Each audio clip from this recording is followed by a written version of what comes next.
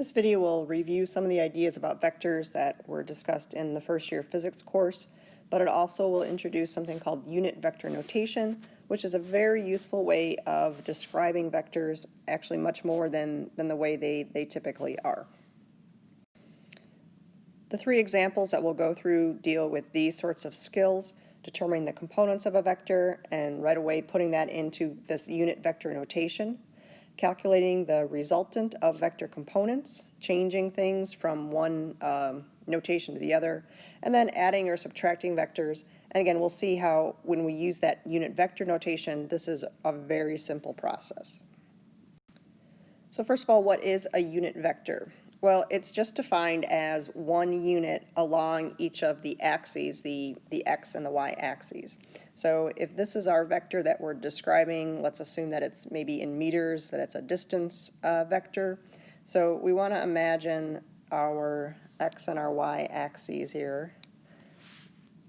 Okay, and so what we're looking for is if we define what one unit is along each of the axes, the unit vector notation just sort of says, well, how many of those unit vectors are there along the x-axis and along the y-axis. So we sort of think about, this part of the vector, that's the part that really just sort of matches up. This is how far the arrow ends on the x-axis. And so this red arrow is how long the object or the vector is along the x-axis. So if a unit vector is, say, this length, if that's what 1 meter represents, then we just sort of count up how many of those fit sort of along that vector. I don't know how accurate I'm being, that's not the point. This particular vector, if that's what added up, we would say, oh, well, there are 5 unit vectors that sort of fit on that x-axis lining up with the vector, and they point in the negative direction. So we would say -5 meters.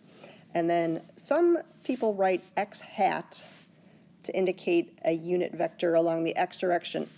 But I prefer the notation, and the AP test sees it this way too, using what's called I hat to represent that unit vector along the x-axis. X hat, people tend to think it's like a variable or something like that. So the I hat seems very, very different. We would do the same thing then along the y-axis, again, kind of thinking about, oh, well, how far up does this vector go, and defining what 1 meter would be along the y-axis, and then again sort of counting up how many of these sort of fit along that side. Of course, it's going to be a decimal in many situations. So we also have, that's really read as an and, not a plus, and 4 meters in that vertical direction, so we use j hat. And again, some people use y hat. It is an acceptable notation, but you're going to see me use I hat and j hat. If there happens to be a z direction, something coming out of the page or into the page, then you can use k hat to represent a unit vector in the z direction, along the z-axis. All right, so this is sort of what our notation looks like. What's cool about it is it just puts everything into components, and components are what are going to be useful when working with vectors. Let's take a look at a few examples. All right, so we have 2 vectors that are written in what I describe as magnitude angle or magnitude direction notation. If I was going to try to sketch what this would look like, which is very useful when you are given this notation, 35 degrees south of east. So I see where the east is, the second description, and I go south of it by 35 degrees. So my vector would be something like this. So that's what I'm trying to describe here in terms of the unit vector notation. What I'm going to do is I'm just going to think of this again, sort of like almost like a triangle. Okay, I want the component that is along the x-axis, that's going to be a positive number, and the component along the y-axis, that's going to be a negative number. And so I would take 320 meters per second times the cosine of 35. That would be in the I hat direction. And then I would also have, so and 320 meters per second sine of 35 in the j hat direction. And so this comes out to be, I'm sorry, I should be putting, I'm not being all that specific here. I should be putting in a negative 35 here and a negative 35 here, because I'm below the axis. And so I want to put that angle in there as a negative value so that I get the right signs for my cosine and my sine. If I leave these as positive, then both of my components are going to be positive, and that doesn't make sense. That matches up with this vector instead. Okay, so my vector needs to have a positive x and a negative y. You can do that on your own and just sort of recognize it, or if you put the angle in with respect to the positive x-axis, okay, think about like the unit circle. If you put that angle in following the positive direction being counterclockwise like we talked about before, your calculator automatically gives you the right components. So if I plug in cosine of negative 35 times 320, I get a positive 262. And if I plug in sine of negative 35 times 320, I get a negative 184. All right, so that would be my unit vector notation. And again, that's very helpful for this next question. 45 meters per second squared, so this is an acceleration vector, okay, at 240 degrees. So that means I go from the positive x-axis and I go all the way around 90, 180, up to 240. So my vector is around here. And again, you could figure out some angles. You could say, oh, well, this is going to be 60, or this is going to be 30, and work at it that way. But the easiest way to do this question is just to use what's called the standard angle, where it's given with respect to the x-axis, and then to go ahead and say, well, it's 45 meters per second squared times the cosine of 240. Just put that into your calculator right away. And we have 45 times the sine of 240. And again, your calculator will automatically make these negative values. So this comes out to be negative 22.5. In my final answer, I want to make sure I put units on these components.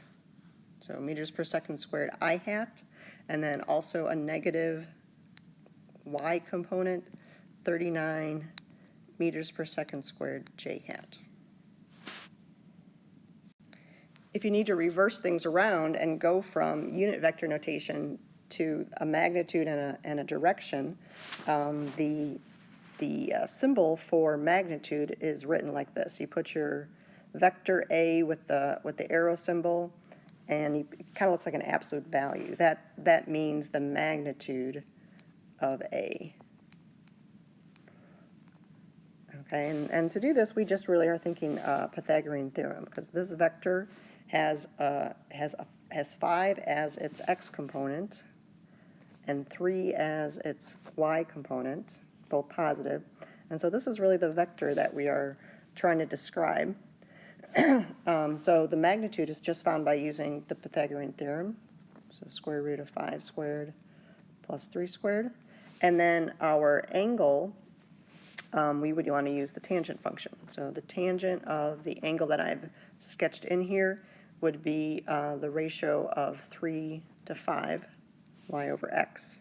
And so we would write our final answer here, just figuring out all these numbers. A couple different ways you could do it. One is to use the compass directions. So this comes out to be, this Pythagorean theorem comes out to be 5.8, and no units were defined, so I'm okay leaving that blanks here. So 5.8, and then my angle was, it comes out to be 31 degrees, and I could say north of east, because east is my reference, and I'm going north of it. Or I can just, actually, it's best to put a plus in front of the 31 degrees so everybody knows you're using standard angles, but you can just write it like this. That's correct too. I'd probably put a comma there just for clarification. All right, same sort of thing with B here.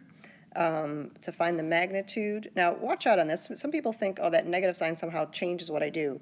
Absolutely not. The magnitude of b, again, it's a Pythagorean theorem idea, so you don't worry about signs or anything. If you want to write that all out, -3 squared plus 2 squared, you can.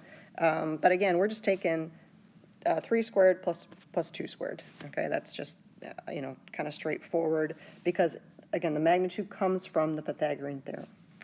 But my angle, I'm going to be a little bit more careful here, make sure that I get this direction right. So this is -3, so we're going to the left on the x-axis. That's what this is. That's in the x direction. This is in the y direction.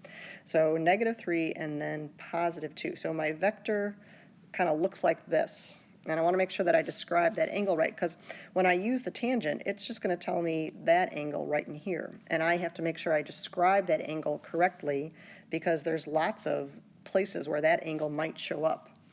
All right, so when I do the Pythagorean theorem, this comes out to be 3.6. And then when I do my tangent of theta is 2/3. Notice I'm not paying attention to negative signs here. I'm just using the numbers and then using the picture to decide the description. That comes out to be 34 degrees. All right, so I could say 34 degrees and then use my compass directions and say I'm north of west. Okay, so 34 degrees north of west. Or I could kind of start from the x-axis and I can think, well, what angle am I going through if I go counterclockwise from that point? And since the little angle is 34, I could take 180 minus 34, and I get 146. So the other way of writing this would be 3.6. Again, normally there would be units there, and then positive 146 degrees. Okay, so both of these things really mean the same. It sort of depends on how the rest of the problem is written as to which notation you want to use. All right, so lastly, sometimes we're asked to add or subtract vectors. So just some quick examples here. If you're given these two vectors like we just had a few seconds ago, if instead we're asked to add them, I mean, this is as straightforward as it gets. You just make sure that you match up the x components and the y components. I'm going to take the 5 here and the -3 here, and I'm just going to add those together, everything that's in the x direction. So that's all I hat. And then I'm going to take the y component and the y component. Okay, so 3 plus 2, and that's everything in the j hat direction. So my final answer should be 2i hat plus 5j hat. If I'm subtracting, again, don't overthink this. You just subtract the two numbers instead of adding it. Not subtract the I component and the j component. Subtract the individual numbers that you're using inside those parentheses. So 5 minus a -3 and 3 minus 2. And so your final answer would be 8i hat plus, and you can either write 1j hat or just j hat. Now, I'm not going to go through and do this whole question, but if I had to add or subtract these vectors here, what I would do in this case is I would first change these into unit vectors, just like we did in the previous slide. So I would go through and find out the individual components, okay, and I would have like whatever c is in the x direction, and I'd have whatever c is in the y direction, and then the same thing for D. Got my x component and my y component, and then I would either add or subtract the components just like I was asked to do. Now, a lot of times with these questions, then I need to take that answer and go back to a magnitude and a direction, okay, and we'll practice that in class when we come together.